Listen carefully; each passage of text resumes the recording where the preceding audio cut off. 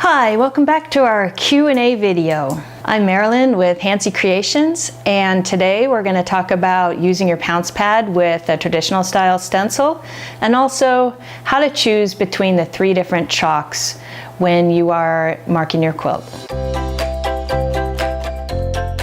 So here we have a traditional stencil, and I'm going to show you how quickly you can transfer it with your pounce pad. You're just going to swipe over the top just like you would a full-line stencil, only instead of it going through a mesh, it's going to go right through the openings onto your fabric.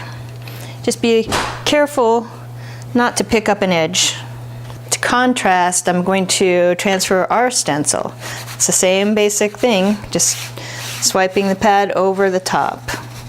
The benefit of this type of stencil is we can make our lines a little bit more clear, where over here you have gaps. I mean, how far are you supposed to come down? It's a little sketchy. Over here you can see your entire stitching line, exactly where you're supposed to go. So now I want to talk to you about picking your color of chalk. It all depends on what kind of background you're working on. I'm using the pink because it's going to give me the highest contrast in a quilt that has a lot of blue in it. If it was a quilt that had a lot of pink in it, I would opt for the blue. You just want to use the opposite of what's going on in your quilt. It's easy as that. With this blue fabric, there's these white stripes where white would get washed out, so I am picking the pink and just going to apply this chalk onto that stencil. And look at that, beautiful.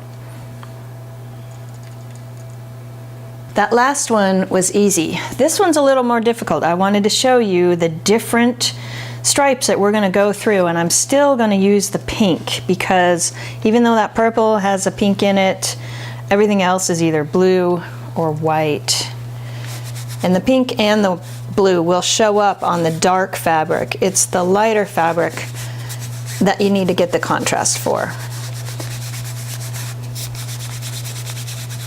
Let's see how that works. There, you can see it on every color there. So that pink was a great choice. Well, I hope this little demonstration has helped you to understand when you use which chalk with which fabric. One thing I want to mention about the different colors of chalk is don't mix chalks within the same pounce pad. Like if it's white, keep it white, don't add blue, and then you want to go back to white. You want a different pad for each color. And remember, if you have a collection of traditional stencils, you can use your pounce pad with it and substantially speed up your marking time. Thank you for watching our Q&A. Don't forget to subscribe to our YouTube channel so you can catch the next one.